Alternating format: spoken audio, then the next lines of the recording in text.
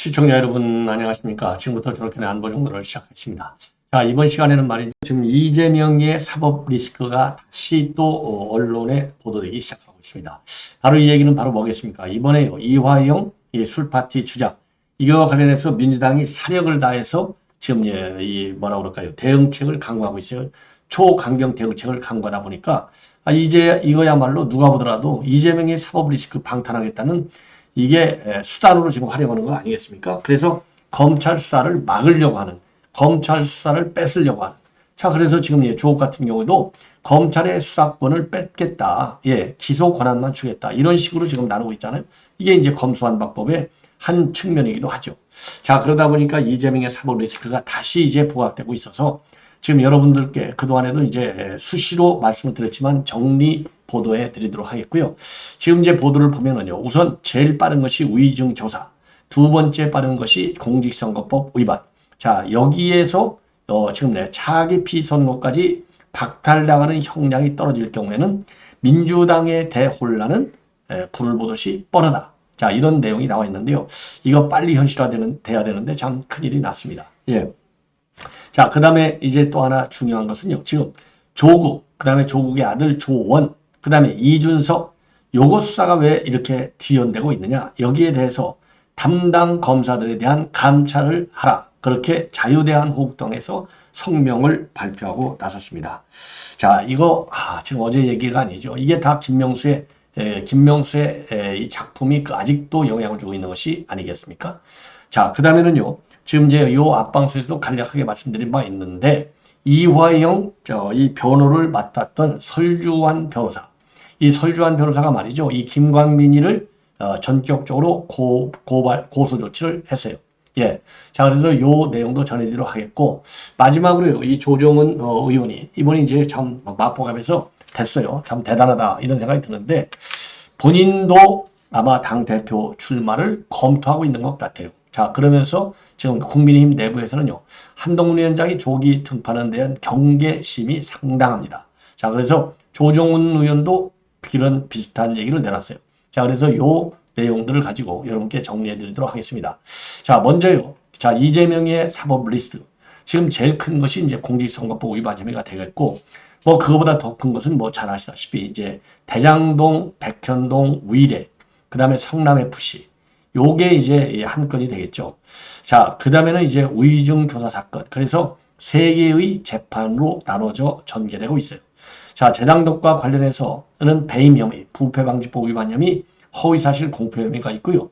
백현동 의혹과 관련해서는 배임과 허위사실 공표 행위가 있습니다. 그리고 위례 개발 특혜와 관련해서는 이해충돌 방지법 위반이 있고 성남FC 사건과 관련해서는 뇌물, 그 다음에 범죄수익은닉규제법 위반, 그 다음에 검사 자청과 관련해서는 위증 교사 혐의로 재판이 진행되고 있습니다. 자, 그런데 여기서 이 대장동의 경우에는요. 혐의가 너무나 방대한 데다가 지금까지도 진행이 별로 지지분이네요. 자, 그러다 보니까 이거는 그리고 다툼의 여지가 굉장하다. 이게 이제 전반적인 법조계의 시각이에요. 자, 그러다 보니까 요거는 시간이 상당히 많이 걸릴 것이다. 예측이 불가능하다. 이런 전망이 대부분이고요. 자, 그러다 보니까 이제 제일 빨리 나올 수 있는 것 중 하나가 공직선거법 위반 아니냐. 그래서 공직선거법은요, 김문기 심리는 다 끝났어요. 남아있는 게 이제 백현동 심리가 되겠는데, 백현동 심리도 이 김인섭 사건 재판이 다 끝났어요. 김인섭이 다 유죄 판결 받았지 않습니까? 정바울도 다 유죄 판결 받았고, 그래서 백현동 사건도 상당히 지금 사실상 이 판결을 하는데 어려움이 없을 것으로 보인다는 것이 이제 중론으로 되어 있어요. 그럼에도 불구하고 이게 백현동하고 대장동이 전부 한 건으로 해서 재판관, 이 판사가 이제 한 사람, 김동현이가 이거를 심리하고 있잖아요. 그러다 보니까 이게 묶여 있기 때문에 심리가 많이 더 시간이 걸린다. 이렇게 알려져 있고, 다만 이 백현동, 대장동하고 같이 묶어서 처리하려고 했던 검찰이 위증 교사는 띄어서 지금 심리를 청구해가지고 이 위증 교사만 별도로 심리가 시작되어 있는데 늦게 시작했지만은 너무나 사건이 단순하기 때문에 이번 하반기 중에 이 본래는 말이죠. 선거 때 저 자꾸 늦어갖고 5월달 그러더니 지금 이제 뉴델리 보도에 의하면은 이 하반기에 1심 결론이 나올 수 있다. 그러니까 이제 위중교사가 또 하반기, 선고는 이제 금년 안. 자, 이렇게 돼요. 그러니까 하반기는 뭐 7월부터 이제 하반기에 들어가는데, 자, 그래서 어쨌든 간에 이 두 사건이 금년 안에 끝난다는 겁니다.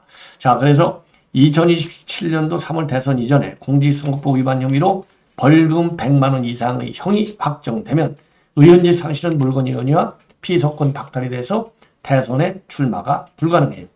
자, 그래서 지금 정치권에서 나오는 얘기는 이재명이가 의원직 상실령을 선고받을 경우에 야권 균열은 물론이거니와 국회 운영 전반에도 혼란이 불가피할 것이다. 그래서 무엇보다도 이재명을 대신할 차기 대선 후보 선출 과정이 친명계와 친문계 사이의 내부 충돌이 심해져서 야권 내용이 극대화될 수밖에 없을 것이다. 이런 전망을 하고 있습니다. 이미 말이죠. 이재명의 사법 리스크 때문에 지금 민주당이 지금 난리가 난 적이 많죠. 자, 그래서 지금 이제 그 민주당에서 4명이 뛰쳐나온 건 아니겠습니까? 예. 자, 방탄국회 이것 때문에. 그래서 지금도 이번 총선 결과를 떠나서 이재명의 사법 리스크가 여전히 전국 운영에 있어서의 가장 큰 변수이고, 그래서 재판이 진행될 때마다 이재명의 리더십도 심판대에 오를 수밖에 없는 것 아니냐. 예. 자, 그리고요. 지금 법조계에서도 말이죠. 비록 확정 판결은 아니지만은 가장 빨리 결론이 날 것으로 예상이 되는 선거법 1심 판결이 그야말로 이재명의 운명을 정할 것이다. 만약에 당선 무효형이 선고된다면 이재명의 장악력 그리고 정치 생명에 큰 타격을 입을 수밖에 없다. 자, 그래서요. 지금 이제 사법 리스크가 다시 급부상하고 있는 형국이다. 좋은 얘기죠. 자, 그러고 그 다음에 말이죠. 자, 사법 리스크가 이렇게 정치적인 문명, 그러니까 이재명 개인은 물론이고 민주당, 야권의 정치 지형에까지 영향을 많이 줄 수 있다. 이거고요. 그 다음에는요, 지금 자유대한호국당, 여기에서 지금 조국, 그 다음에 조국의 아들 조원, 그리고 이준석, 이 수사를 제대로 하지 않았다. 그래서 이 담당 검찰, 그 감찰을 좀 해라. 요렇게 대검의 진정을 오늘 제기했습니다. 옳은 얘기죠. 자, 그래서 자유대한민국당이 이제 우리 대표적인 우파 시민단체죠. 그동안에도 많은 고발 조치를 해왔는데, 자, 어제 이제 이 성명을 냈는데, 조국하고요, 조국 아들인 조원, 그 다음에 이준석, 여기와 관련해서 검찰에서 의도적으로 수사를 지향한 것이 아니냐. 그래서 요 사건을 수사 중인 검사들에 대해서는 감찰을 진행해야 되겠다. 그래서요, 감찰을 요구하는 진정을 대검에 제기를 했습니다. 자, 그래서 요 문제, 그러니까 뭐 이건 조국은요, 조국 조원, 이건 뭐 법정 구속을 안 해가지고 이런 지금 선물이 온 것 아니겠습니까? 자, 그래서 요 내용을 가지고 지금 제대로 수사를 하지 않았고 수사를 의도적으로 지연시킨 것이 아니냐, 이런 의혹이 제기된다는 것입니다. 조원의 경우에도 마찬가지고요. 예. 자, 그래서 왜 검찰이 이렇게 유독 조국 일가에 대해서는 관대하냐 이거예요. 자, 이게 바로 뭐 때문에 이렇게 지금 난리가 나느냐? 자, 바로 이제 신자유연대 김상진 대표는 법정 구속을 했잖아요. 도주 우려가 있다고. 아니, 매주 지금 용산에서 시위를 하고 있는데 윤석열 맞불 차원의 시위를 주도하고 있는데 어디를 도망가겠어요. 이게 말이 안 되는 것이죠. 자, 그리고 지금 이제 이준석의 경우에는 성상납 의혹과 관련해서 가로세로 연구자 가로세로 측에서 이제 무고 혐의로 고발 조치했지 않습니까? 그거 지금 1년 7개월이 됐는데요. 1년 7개월. 더군다나 경찰이 2022년도 10월 달에 이거 무고한 혐의가 인정된다. 그래서 검찰을 송치했는데 1년 7개월이 지난 현 시점에도 검찰이 말이죠. 이준석에 대한 기소 여부도 결정하지 않고 있어요. 이렇게 해서 수사를 지연시키다 보니까 이번에 또 이준석이가 또 화성을 해서 됐잖아요. 이게 다 문제가 심각하다는 겁니다. 그래서 이 자유대한호국당 측에서 검찰의 대검에 말이죠. 감찰 진정을 제기했고 오늘 세 사람에 대해서는 기소를 촉구하는 집회까지 열었습니다. 자, 그래서 이원석이는 지금 뭐하고 앉아 있는지, 그러니까 이원석에 대한 비판 목소리가 커지고 있는 상황이 아니냐. 자, 이렇게 판단이 되는 대목이다. 자, 이거를 이제 말씀을 드리고 싶고, 자, 이번에는 이제 이 설주환 변호사입니다. 이 설주환 변호사는요, 이화영이에 대한 이 변호를 일시적으로 담당한 바 있어요. 아주 짧게 한 석 달 정도. 그래서 2023년도 작년이죠. 3월부터 6월 12일까지만 이 변호를 담당하고 이화영이가 하도 거짓말을 잘해서 더 이상 변호를 할 수 없다. 그래서 변호사를 사퇴를 했습니다. 자, 그리고 그러면 설주환 변호사는 어떤 사람이냐? 지금 이 사람은요, 본래 2021년도에 이재명의 경선 캠프 비서실 일정팀에 들어갔어요. 그러다가 이제 변호사니까 법률지원단에서 쭉 활동을 하고 대선이 끝난 다음에는 민주당 법률위원회 부위원장이 됐어요. 위원장이 이게 양분하머니가 됐잖아요. 양분하면 광주에서 이번에 됐죠. 자, 그래서 대선 기간에 이재명 관련 소송에 쭉 참여해 왔고, 그리고 김용 불법 정치자금 수수, 당시 이제 민주당 압수수색할 때 조인을 했고요. 그리고 쌍방울 불법 대구 송금 사건 관련해서 동북아 평화재단 압수수색할 때에도 현장에 직접 참여했습니다. 자, 그런데 이 설주환 변호사가 말이죠. 예, 지금 어떤 비판을 받아왔느냐? 김광민 변호사한테 받은 건데, 이게 설 변호사가 말하자면 이실직고 하라, 요렇게 압박을 가했다는 거죠. 검찰이 사주를 받고 이화영이한테. 그래서 이제 이화영이가 그렇게 압박 변호사의 이러한 그 검찰의 사주를 받은 설주환 변호사의 압박 때문에 사실이 아닌데도 불구하고 이재민한테 보고했다. 요렇게 검찰에 진술했다는 겁니다. 자, 요렇게 해서 그 이제 김광민 변호사가요, 입장을 발표한 바 있어요. 바로 어제. 그래서 작년 2월 기준 설주환 변호사는 9일 11회 피의자 조사에만 동선했고, 그리고 12일 사임계를 제출한 후에 수사에는 전혀 관여하지 않았다. 예, 김광민이가. 그러면서요, 설 변호사가 음주 가능성이 없다고 주장한다고 하는 검찰의 주장은 어불성설이다. 예. 그래서 설 변호사가 무슨 소리야? 음주운전, 음주 못해, 불가능해. 이렇게 얘기했다는 거. 요거, 이런 검찰의 주장이 말이 안 된다. 그러면서 이게 다 설주환 변호사가 여기에 개입됐다. 이런 식으로 몰아가는 거예요. 그러면서 설 변호사 민주당을 비난하고 탈당했고, 민주당의 적대적인 이런 설 변호사에게 이화영 사건을 묻고 이를 근거로 음주 사실을 부인하는 것은 명백한 사실 왜곡이다. 자, 이렇게 입장을 내놨습니다. 자, 그래서 이 김광민이가요, 김광민 변호사가 지난 17일 유튜브 채널인 장윤선의 취재 편의점에 출연해서도요, 이화영이는 설주환 변호사가 와서 자기가 검찰이랑도 상당히 친하고 이재명 의원실 보좌관과도 상당히 친하다. 그래서 검찰 이재명하고 다 소통이 잘 되니까 검찰에 협조하라. 이렇게 지속적으로 얘기해왔다라고 김광민이가 주장하고 있어요. 그래서 설주환 변호사가 이화영에게 진술 내용이 정리된 문서까지 줬다. 그 문서대로 진술하지 않으니까 설주환 변호사가 열을 내고, 그리고 나서 다그친 뒤에 사임했다. 요렇게 이 김광민 변호사가요, 여러 차례에 걸쳐서 설주환이 이거를 비판한 거예요. 자, 그러니까 설주환 변호사가 이거 사실 확인도 없이 허위사실을 유포하고 있는 유튜브를 비롯해서 이 네티즌, 누리꾼들까지 모두 강력 법적 조치하겠다. 끝까지 법적 조치에 임할 것이다. 선처 없이. 이러면서 오늘 1차적으로 이렇게 주장해온 김광민 변호사를 고발 조치했습니다. 죄목은요, 허위사실 유포에 의한 이 명예훼손 혐의, 정보통신망법상. 자, 그러면서 당시에 본인은 민주당 소속 변호사였고 이화영이가 진술을 바꾼다고 해서 자기가 무슨 이익이 있다고 진술 변경을 종용했다는 것인지 도저히 상식적으로 맞지 않다. 자, 그러면서요, 이화영이는 작년 6월 12일 본인이 사임한 직후에도 본인한테 입회를 계속 요구해 왔다고 밝히고, 이 김광민이가 주장하는 것처럼 본인이 사임한 것에 대해서 이화영이가 본인 의도대로 진술하지 않았기 때문에 이제 사임했다고 주장하고 있는데, 이화영이를 회유했다면 이화영이를 회유한 변호사한테 계속 입회 참여를 요구한다는 거, 이게 가능하냐? 옳은 얘기죠. 설주환 변호사 얘기가. 예, 요렇게 해서 지금 강력하게 반박하는 차원에서 소송을 제기했고, 이러한 김광민 변호사의 주장에 호응하는, 동조하는 누리꾼들도 전부 법적 조치하겠다. 예. 왜냐하면 이 사람들이 말이죠, 이 인터넷 게시판에다가 이 글을 게시하니까 명예가 훼손된다는 얘기죠. 자, 그래서 이거는요, 이화영의 술판은 이제 김광민 변호사, 그리고 설주환 변호사, 즉 이화영 변호인들까지의 지금 변호인들까지의 그 법적 투쟁으로 비화가 되고 있습니다.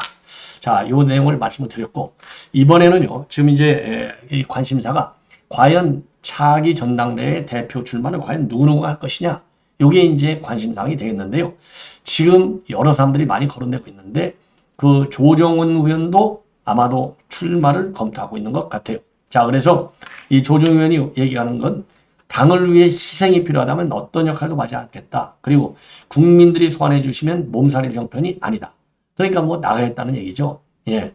그래서 지금은 당대표라고 하는 명예직이 중요한 게 아니고 아무도 하지 않는 왜 우리가 졌는지 불편한 얘기를 하고 여기서 우리 당을 혁신시킬 개혁안을 만들고 이 개혁안을 실천시키는데 역할이 필요하다면 그 누구도 몸을 살려서는 안 된다는 생각을 갖고 있다. 그러니까 본인이 나가겠다는 얘기나 마찬가지예요.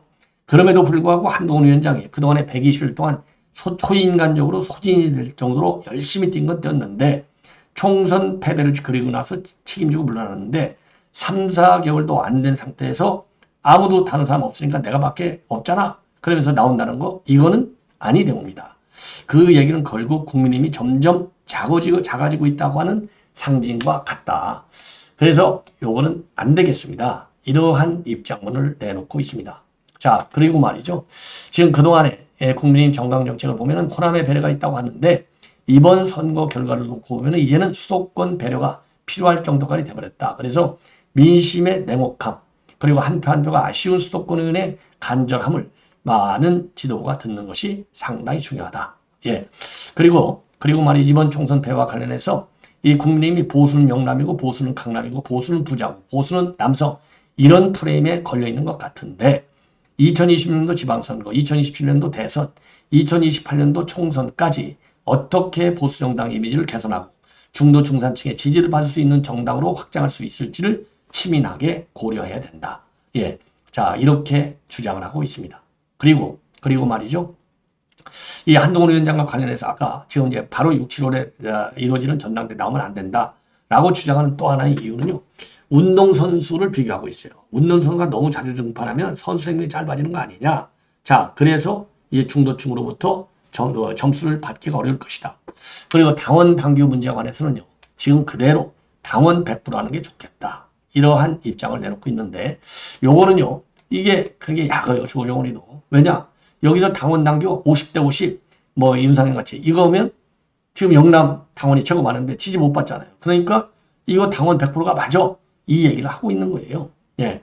그리고 우리 국민의힘 내부 동향을 보면 지금 전반적으로 한동훈 위원장의 조기 등판에 상당히 부정적입니다. 자, 그래서 지금 대표적으로 이제 권영세 의원도 지금 이렇게 금방에 나오는 것은 좋지 않다. 어차피 정치할 생각이 있을 텐데 6개월에서 1년 정도는 쉬는 게 좋지 않나. 그리고 이재영 전 의원, 강동에서 이번에 출마했다가 낙선했는데요. 나 같으면 쉬겠다. 예. 그리고 어떻든 간에 완토로 뛰었는데 책임감이 당연히 있어야 될 것 아니냐. 그리고 신지호 의원도 이와 같은 한조 위원장이 패장 아니냐. 패장인데 이재명 씨 정치 문법을 따라가는 것은 아니다. 선거 끝나고 전화가 있을 때는 일단 좀 몸을 투스르고 휴식을 취하면서 생각을 해보겠다는 정도로 들었는데 한 위원장 주변에서 도왔던 분들 얘기는 지금 조기 등판하는 것이 과연 맞겠느냐 하는 신중론이 아직은 좀 더 강한 것 같다. 그리고 이상민도요. 이재명 대표가 그렇게 하지 않았느냐. 이재명이가 계속 비난을 받고 리더십의 정당성이 의문점을 자초한 원인이 바로 조기 등판한 것 아니냐. 한 위원장은 그런 지혜롭지 않은 행동을 할 것으로는 생각되지 않는다. 자, 그래서 전반적으로 말이죠. 한동훈 위원장의 조기 등판은 합리적으로 생각해서 좀 아니다. 이렇게 하는 것도 있고 또 견제 심리에서 아니다. 이렇게 하는 경우도 있어요. 자, 양면성을 다 가지고 있는데 제가 보기에는 저는요. 뭐 책임 이런 걸 떠나서 장래의 기회, 미래의 기회를 봐라. 아니 누가 됐든지 간에.